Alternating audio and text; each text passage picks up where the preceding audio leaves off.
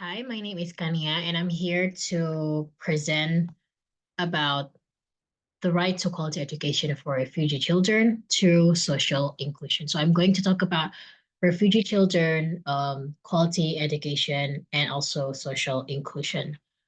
So I'm going to talk about the refugee children first. So for the number of refugees worldwide has increased exponentially in recent years, and due to the civil war, violence, persecution, environmental disaster, poverty, and food scarcity. Those are the reasons why the number of refugees worldwide has increased.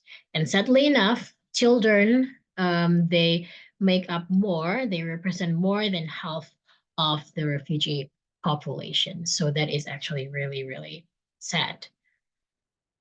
And what about their education? So Human Rights Watch, or HRW, in 2015, they highlight how crucial it is that education to shape the futures of young refugees and how it may change the lives of those who have access in it. And also, the United Nations High Commissions for Refugees, or the UNHCR, they also recognizes the education as a basic human right. So that is why children around the world, they really need to gain educations as their to shaping the futures of their future. And according to Anderson and his friends, children have rights to education. It means that access to a quality education. They have rights in education as a non-discriminatory environment based on respect and the best interest of the child. And they have rights to gain rights through education, or the ability to make informed choices concerning their lives and to participate as citizens in the world. And to make those come true for these refugee children, we are going to go through the process of social inclusion and education. And so that refugees can integrate into a new culture and become accepted in a society.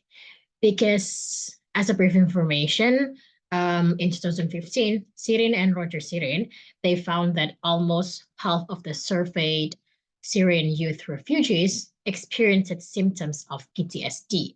So, for many refugee children, this new identity that they got in the state that they moved, it is often associated with past traumas. They tend to fall behind, and 25% of those who are foreign born drop out of school altogether, and they are also victims of bullying in the schools. So through the process of social inclusion and education, I think that these two is the main process that will help refugee children recover from their past trauma, and it can integrate with the new culture. And also psychosocial, yes, psychosocial is also important. So not just social inclusion and education, but also psychosocial, um, in to help the well-being of refugee children. Schools, along with the community at large, must develop an infrastructure such as family resource centers, social service agencies, public libraries, neighborhood and parents and teachers associations, and commissions that support social inclusion for quality education. So not just teachers, but also parents and social workers. They play an important role to help these refugee children recover from their past traumas and to integrate with the new culture. But teachers here are in the best position to identify trauma-related behaviors in children, since they spend the most time with refugee children in the school system.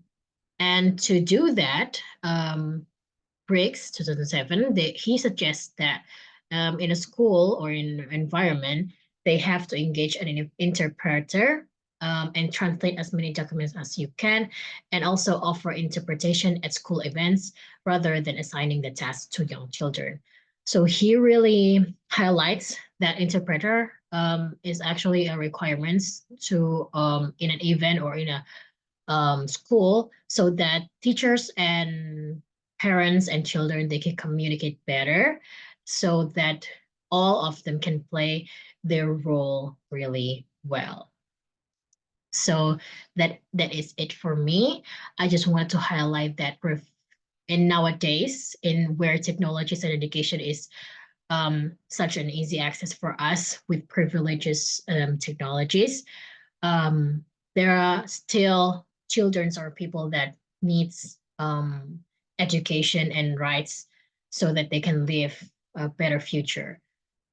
So that's why education and refugee children, we need to pay attention to them as well and to help them through education and social inclusions. That's all from me, and thank you for watching. Goodbye.